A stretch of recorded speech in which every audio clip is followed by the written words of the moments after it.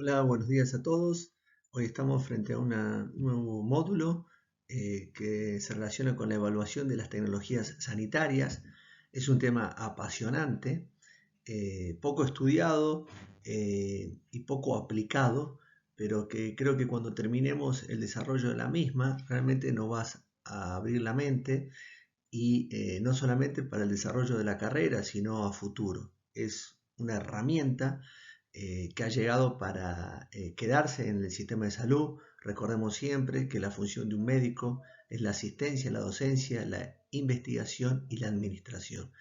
Y no se puede realizar administración si no evaluamos las tecnologías médicas que aplicamos a diario.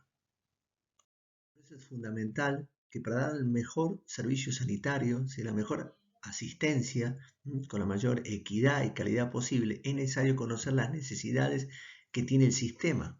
Por eso se debe realizar una adecuada evaluación de las necesidades de esta tecnología sanitaria que aplicamos todos los días. Hablamos de medicamentos, dispositivos y procedimientos, ya sean clínicos como una evaluación médica o una cirugía en especial, usada para la atención de nuestros pacientes.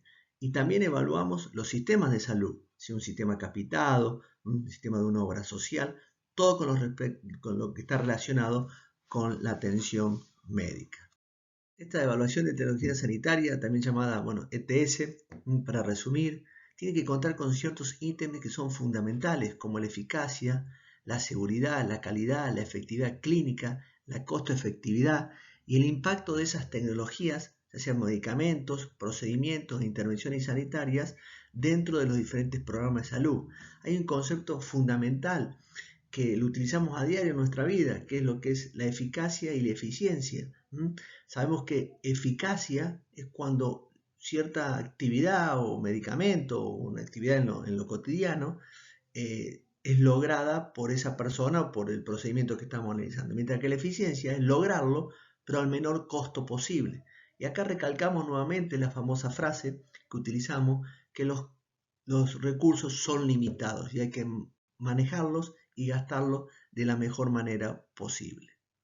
Dentro de la evolución de la historia de la humanidad hay diferentes puntos y esos puntos van directamente relacionados a la evolución de la asistencia médica. No vamos a hablar de historia precisamente, pero la revolución del neolítico, la revolución científica, la revolución industrial y de la salud moderna ha llevado a diferentes cambios. Bueno, hoy por hoy estamos viviendo la revolución científico-técnica. No es solamente desarrollar nuevas tendencias, nuevos recursos, sino saber cómo los vamos a aplicar. Eso estamos viviendo hoy y creo que esta revolución llegó para quedarse y no va a durar solamente unos años, va a durar décadas y va a ser, ¿no es cierto?, dinámica a lo largo del desarrollo de lo que es la asistencia médica propiamente dicha. Por eso la pregunta es, ¿cuándo es necesaria esta evaluación? Y yo creo, como hace referencia millones de publicaciones, que es siempre necesaria, porque esto se desarrolla cuando existe mucha variación en la práctica clínica actual y la incorporación de una alternativa que podría generar beneficios importantes en términos de salud. Existe muchísima incertidumbre sobre la relación de costo-efectividad. Recuerden que costo-efectividad es decir, gasto tanto, vale tanto, y esto es realmente efectivo. Y ese cambio en la práctica clínica podría tener un impacto significativo en los costos y en el puesto del sistema de salud. Recuerden que para manejar un sistema, ya sea el sistema provincial, el sistema municipal o una institución, uno tiene determinados recursos, una obra social privada o por ejemplo, camioneros o cualquier otra obra social, cuenta con determinados recursos y si se aumentan los costos, ese recurso va a ser siempre el mismo, por lo tanto lo va a tener que aplicar. Y esa variabilidad en la atención, es decir, que por ahí faltan protocolos, que cada médico atiende de la manera o pide estudios de diferentes formas, debería ser analizado y protocolizado. Sumado a que día a día salen nuevos medicamentos, ejemplo típico, los medicamentos oncológicos que existen de primera, segunda y tercera línea. Un paciente se enferma, ese paciente se le hace un tratamiento de primera línea y falla porque tiene una recidiva de la enfermedad, por lo tanto la familia o el médico solicita una segunda y una tercera línea que no está analizado. Ahí se crea un dilema entre lo científico y lo social. Y esto lo estamos viendo día a día con esta pandemia del COVID, que mucha gente reclama de diferentes tratamientos que implican costos y que todavía, ¿no es cierto?, no están comprobados su efectividad o su eficacia. En este slide, ahí podemos ver el link, que es la ANMAT, que es una entidad pública nacional, que es la Agencia Nacional de Medicamentos, de Alimentos y de Tecnología Médica, que dentro, ¿no es cierto?, de las actividades que realiza, se encarga de la evaluación de las tecnologías sanitarias. Es algo reciente. También hay otros tipos de organismos, como el Instituto de Efectividad Clínica y Sanitaria, que son entidades privadas que se encargan en colaborar, ya sea contratados por diferentes entidades. ¿Para qué?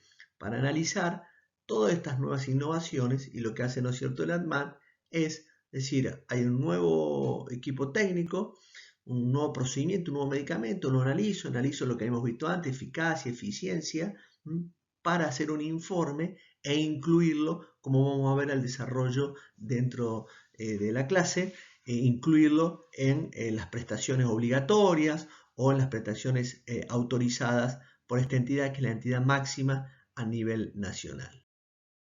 Acá ven diferentes estudios de medicamentos oncológicos, de diferentes tipos, ¿no es cierto?, de tratamientos, desde vacunas, quimioterápicos y demás, donde se han hecho estos análisis para poder presentarlos a la comunidad médica y a las diferentes entidades. Acá pueden observar el informe de la ANMAT sobre el tratamiento de la prevención, no sobre el tratamiento, sino sobre la prevención del cáncer de cuello a través de la vacuna contra el virus del papiloma humano. Recuerden que está en el calendario para niños y niñas a los 11 años. Fue un informe ultra rápido de evaluación de tecnología sanitaria para poderlo incluir en el plan.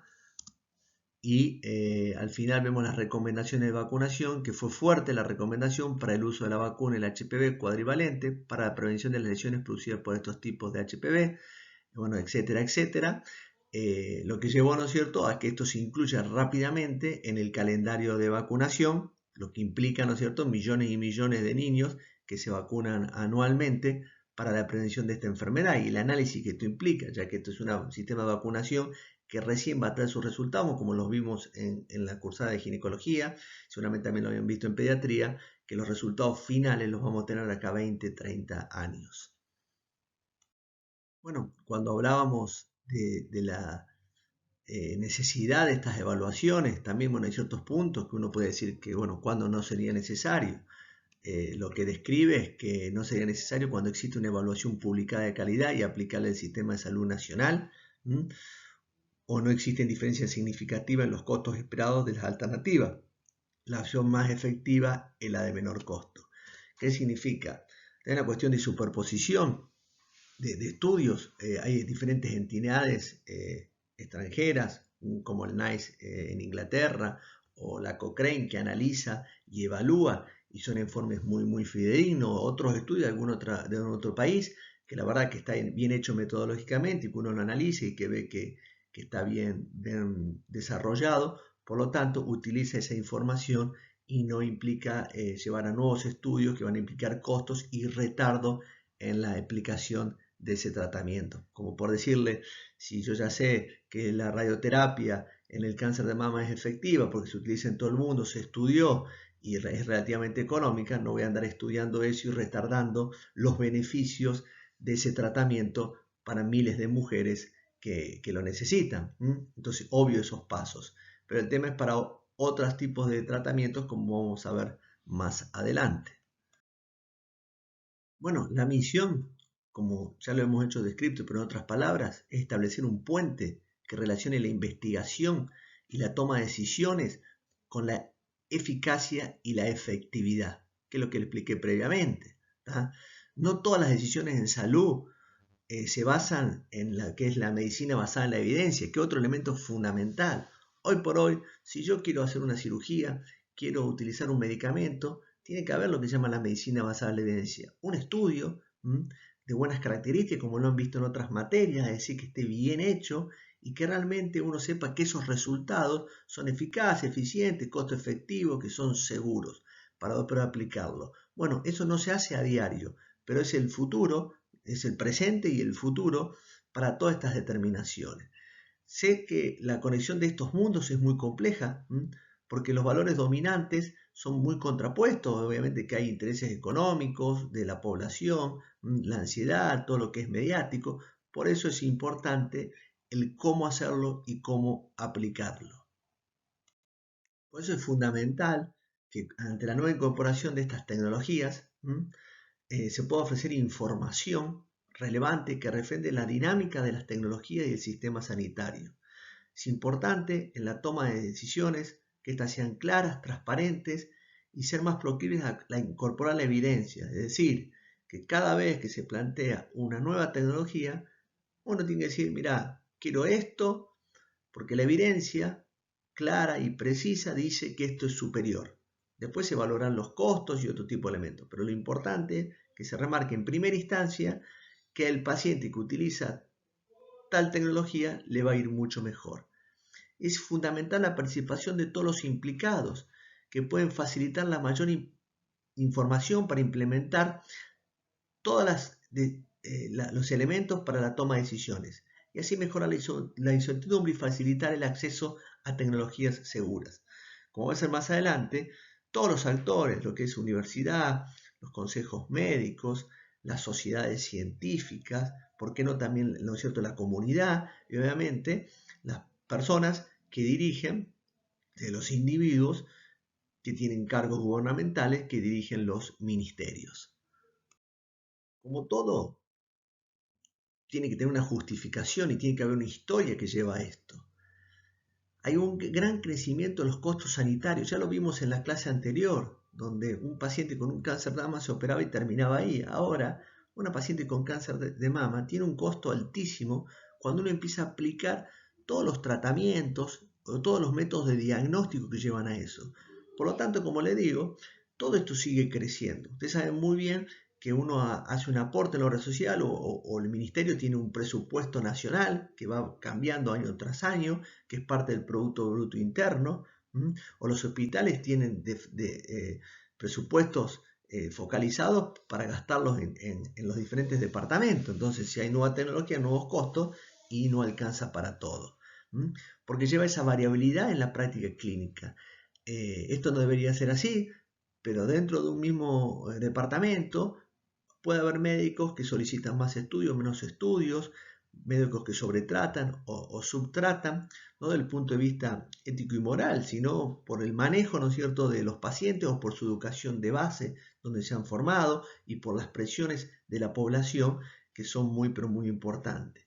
Pero muchas veces desconocemos los resultados de todas esas tecnologías que lleva esta innovación tecnológica, mucha sobrecarga de información desde el punto de vista mediático, de revistas o de la misma de la industria médica que presiona y como finalidad que nosotros somos trabajadores de la salud, nos debemos a nuestra población y son las expectativas de la población. Un paciente que constantemente está presionando, que hoy por hoy tiene acceso a Internet, y el Internet es una herramienta fundamental, pero uno en un buscador coloca ciertas palabras y te va a aparecer un montón de información que muchas veces es buena y es mala, pero lleva a presionar. Lo que hace, ¿no es cierto?, que muchas veces los profesionales actuamos bajo presión y no pensando en los mejores tratamientos costo efectivos para nuestros pacientes.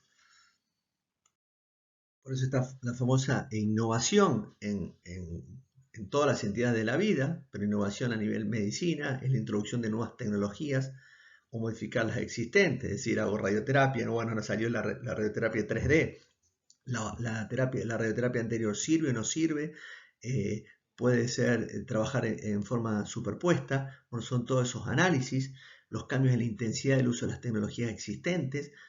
Tengo un equipo, ya lo uso cada vez menos porque ahora todo tiene que ser nuevo, eso pasa mucho con los equipos de ultrasonido, salió la ecografía 2D, la 3D, la 5D y así constantemente hay nuevas tecnologías y la población presiona y esa aplicación expandida de las tecnologías que no solamente trabajan sobre un servicio sino que empiezan a ser utilizadas por otros departamentos, lo que incrementa los costos y la utilización de los estudios, ya que recuerden, tengo 40 millones de habitantes, lo voy a hacer para un porcentaje, pero si se va ampliando o tengo que comprar más equipos, capacitar más personal, con todo lo que eso implica. Por eso dentro del análisis del trabajo, esto es muy común y frecuente en ciertos sistemas de salud, como es el sistema inglés, que tuve la suerte de trabajar en el NHS, que analiza todo, ¿tá? Cuando las autoridades sanitarias se preguntan con una nueva tecnología como es, ¿no es cierto?, el PET. El PET es la tomografía por emisión de positrones, ¿tá? Están los gestores, los que administran el hospital, que dicen, ¿tengo que tener un PET-TC en mi hospital o no hace falta? Y en lo clínico, que se preguntan, ¿mis pacientes se pueden beneficiar? ¿Lo tengo que tener?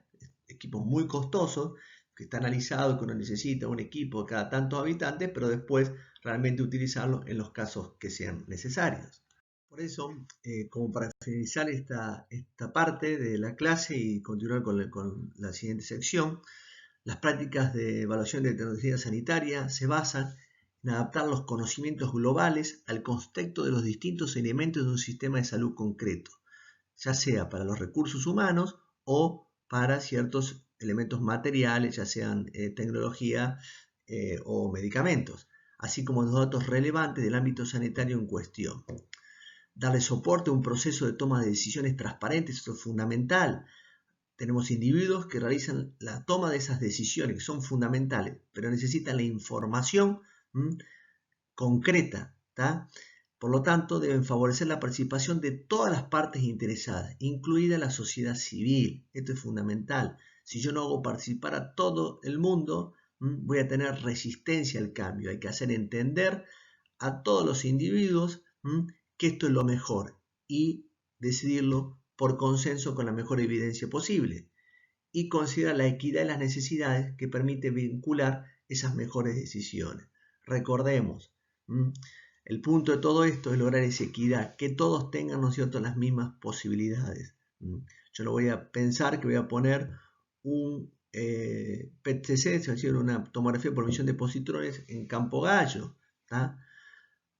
También puede ser que no sea necesario tenerlo en Santiago, pero sí debería tener todos los elementos para que si un paciente lo necesita, tener los elementos para trasladarlo en los casos que sea necesario y ese paciente pueda tener la posibilidad de tener el mismo estudio acá del que vive en Capital Federal. Es decir, que la salud sea no igualitaria, sino que sea con equidad, que ese es el objetivo principal.